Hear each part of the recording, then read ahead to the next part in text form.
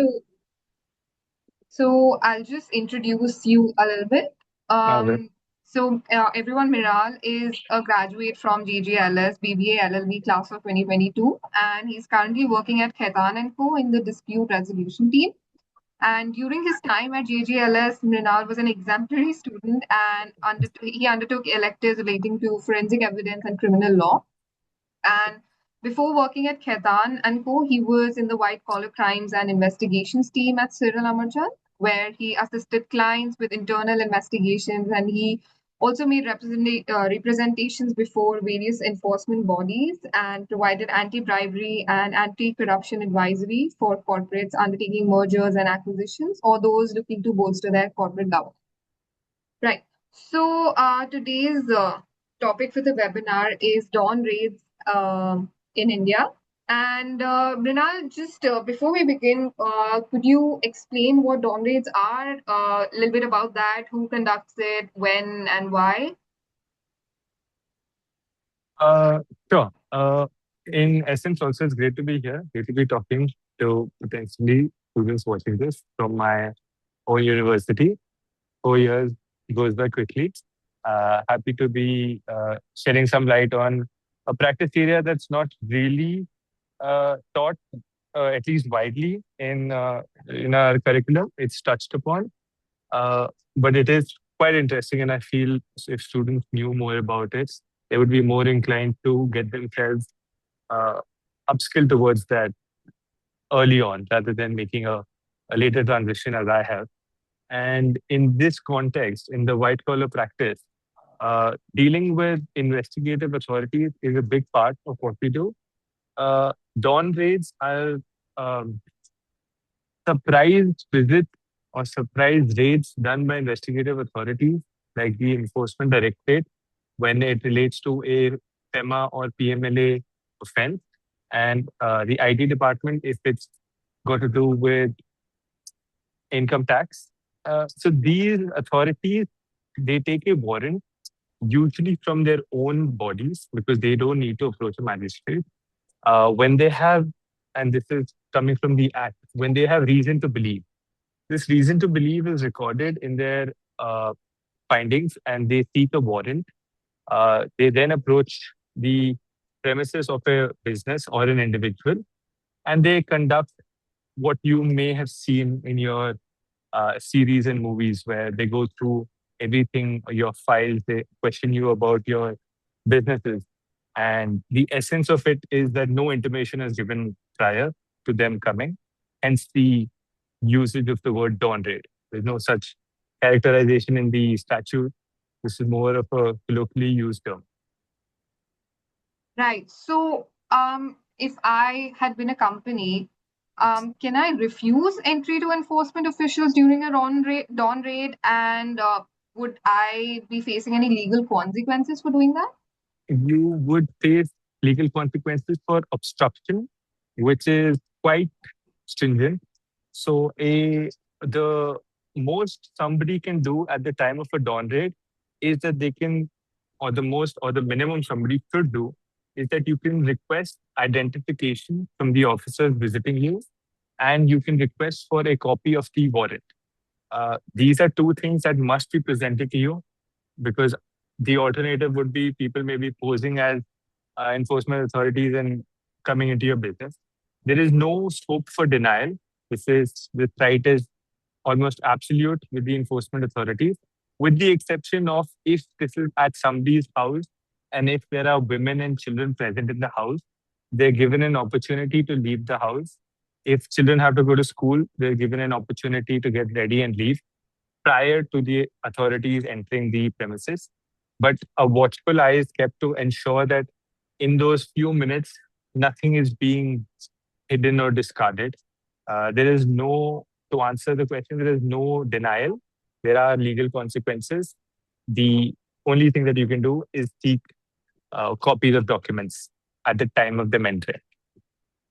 So I can't say no, but the most I can do is ask and make sure that these are actual real authorities and nobody posing as actual authorities. Agreed. And if it's a survey, they cannot break locks or go through closed doors. That is another thing that you can ensure that if it is a warrant for a survey is more surface level. So they can look around, they can go through things. But if something's under lock and key, they can't go through that.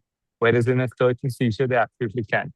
You have another right there where you ask them for a copy of the Panchnama, which is the list of seized items at the end of their raid. And if you agree with it, you sign it and you take a copy. If you don't agree with it, you can dispute it at that time because that will protect you in the long run. Right. So, can you tell me a little bit about the attorney-client privilege situation during an IT or ED raid? And can officers seize correspondence between a lawyer and a client? This is, I believe, the most crucial and important aspect. And it's also a very growing jurisprudence in India. Um, Very recently, there was a senior advocate who received a notice from the enforcement authorities asking him to come before them and explain his legal advice to a client that was eventually a client that was in trouble for a fraud of large magnitude. And the Supreme Court took suo motu cognizance of this and laid down the already sort of pre-established aspect of attorney-client privilege, which is that attorney-client privilege is absolute, with the exception to uh, seeking knowledge to commit a crime, um, informing your lawyer about crimes that have taken place or that you plan to take place after re-engagement, and whether this correspondence was prior to entering into an engagement. So the real life example that I can, or the real world method is, if you as a company or as an individual suspect that you may or may not be facing an inquiry soon, what you do is you engage with the lawyer at the first opportunity. This might be in the form of an engagement letter, this may be in the form of an oral letter, after which all communication between the both of you will be covered by privilege. This privilege is till the lawyer, goes to the grave. There's no waiver of this privilege unless it is explicit by the client. So we do advise our clients as, as soon as we learn about the matter to engage us officially such that all the correspondence between us can be covered. This doesn't mean to say that you can write to my lawyer's office on your book of accounts and send it to me and expect it to be covered. It is limited to the communication, to the draft, to the legal advice shared between client and attorneys. Those are the crucial aspects of what uh, attorney-client privilege landscape looks like in India right now. Right. So, we all remember the Amazon, Flipkart, CCI raids. Mhm. Can you tell me how the BBC India raid or the Amazon, Flipkart, CCI raids, how do you think they shaped public perception of regulatory overreach in India? Now, these are obviously when it is a large scale raid, these always come with a set of tone and tune for the future coming raids, right? If you're a BBC India, you're one of the larger organizations with a great corporate governance, and you do things by the book. You're not somebody who cuts corners. You're not somebody who tries to uh, profit illegally. And when the income tax authority comes to your office and you say cooperate with them truly, but the authorities' supposed hands aren't very clean because these authorities may be pushed by other forces to initiate the raid. Now, I think it is well known that a lot of companies, where if there's anything wrong with their accounting standards or their corporate governance practice, these come out quite late. And they usually come out when something happens in terms of their business dealings or reports. And in these cases, in these cases that you listed, the issue was it did seem that something prompted these raids that wasn't in the normal course of the enforcement authorities protocol, because these are companies in good standing for the most part. And what it tells us and what it tells all companies is that while you may or may not be doing something that will attract attention from these authorities, you should always be prepared and you should always have protocols in place. These protocols include sensitizing your employees to what a dawn raid is. If an employee has never been sensitized to what a dawn raid is, he may, in a state of panic, delete emails, shred documents. That may be incriminating, may not be incriminating. That's a question for another day.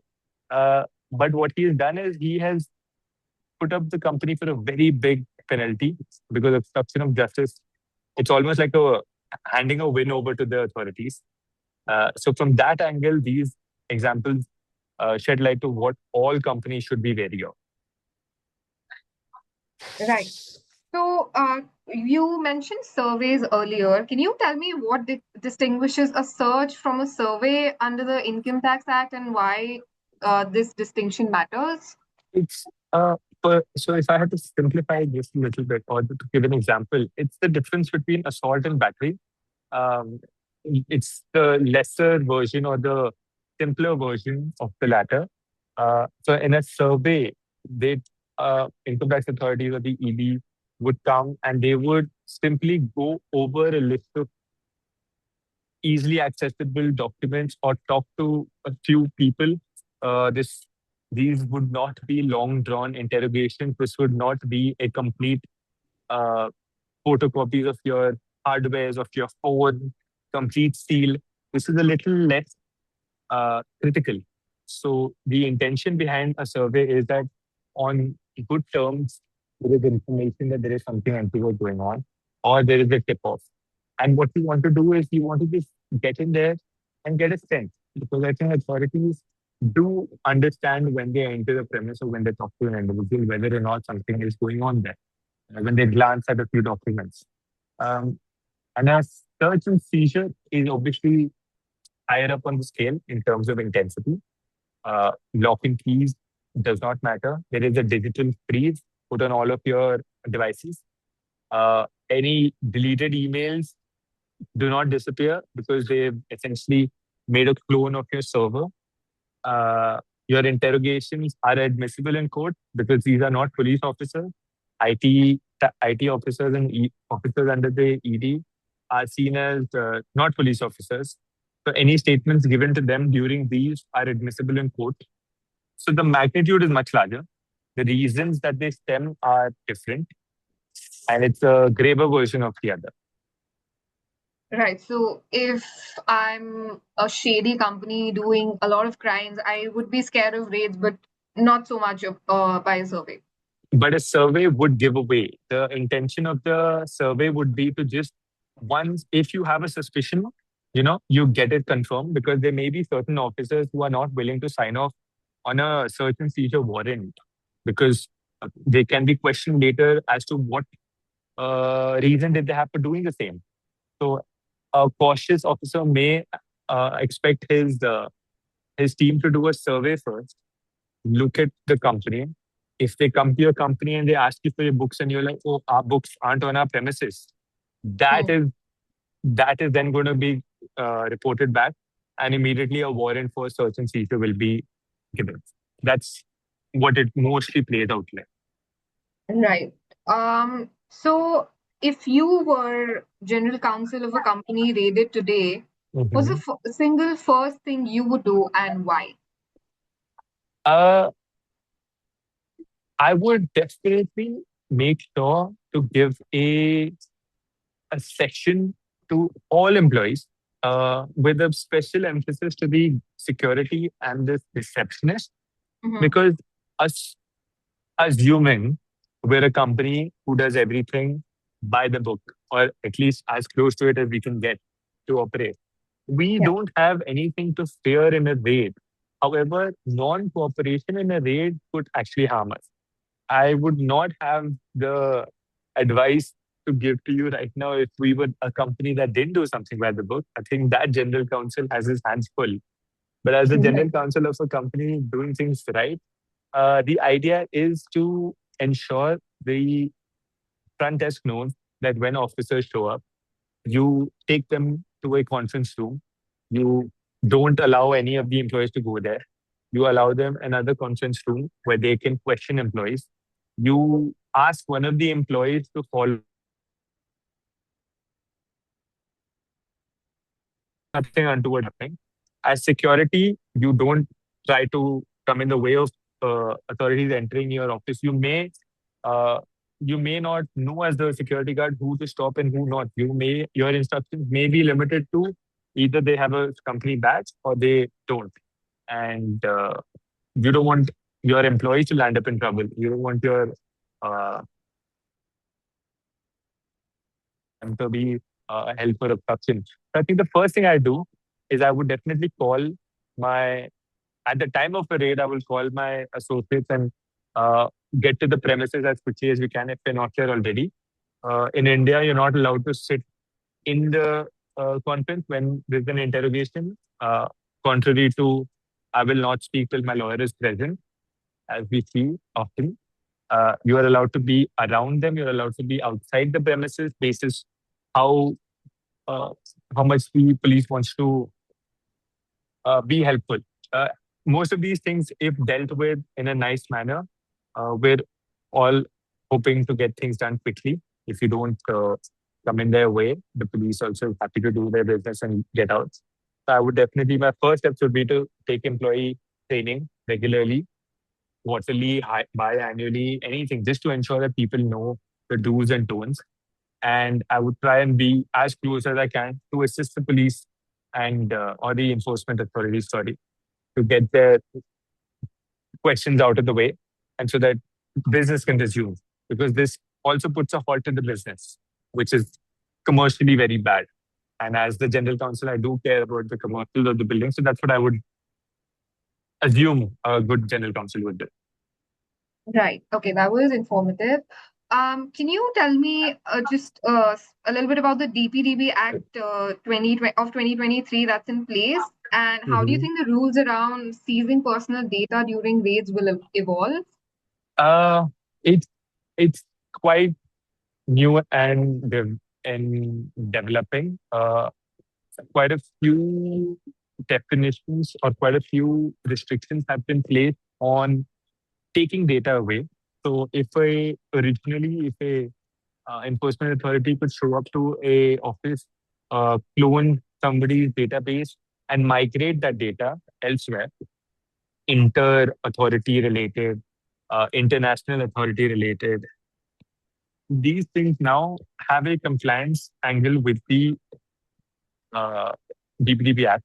What I believe, because I don't think the highly sensitive data that exists on company databases, which relate to employee data, employee personal data, is of much consequence to a police or to an enforcement authority. So I think going forward, what they may do is they may seek assistance from the technology department of the business to provide them piecemeal data or to at least bifurcate the sensitive data, because no enforcement authority wants the extra burden of complying with DPDP or with any other act. They already have their hands full with the very technical alleged fraud. Uh, so I think that's one implication, is that they will definitely seek assistance to make sure that the data that's being taken by them can be separated from the sensitive personal data of employees. Uh, an extra layer of compliance that has been placed now in terms of informing people of why their data is being collected, how long it will be collected for, making sure it is deleted after the purpose it was collected for. All of these things, if it is forming part of the raid or forming part of the investigation, they may hold on to that data, but only for a limited while. That's how I think it will play out. We will see. The compliance hasn't kicked in yet. Slowly but surely, there are timelines. Uh, it will be interesting to see up close. All right. So with that, we come to an end of the webinar. I personally definitely learned a lot today. I had Yeah, very I'm little glad. idea about all of this. Mhm. And just a small thing I would want to ask from you. Could you share your or just spell out your email ID in case someone wants to get in touch with you? Absolutely. I'll do my Gmail because I don't know how external emails will work with my organization. But anybody wants to reach out to me, there's obviously my LinkedIn, but there's also MRINAL dot there's no dot MRINAL SHARMA 0202 at gmail.com. I couldn't find a shorter username. My name is rather generic. So you will have to listen to that a couple of times. It's my name followed by 0202 and Gmail. I hope It's okay. We'll that we'll helps. mention it in the description of the video Yeah, as yeah. well. Yeah. To the Right. 40 people that will watch this, I look forward to hearing from you. All right. Thank you so much. Thank you for joining Thank us, you. Milan. Thank you. It was a great pleasure. All right. Bye All bye. right. Bye bye. Sir recording के लिए अभी मैं email डाल दूंगी, आप recording share कर देना मेरे लिए इसकी। और ये काट, ओह शिट, ये पीस काट देना। Ma'am, please mail on AV Sport, ma'am, for recording. हाँ जी, I will mail, thank you. Welcome, ma'am.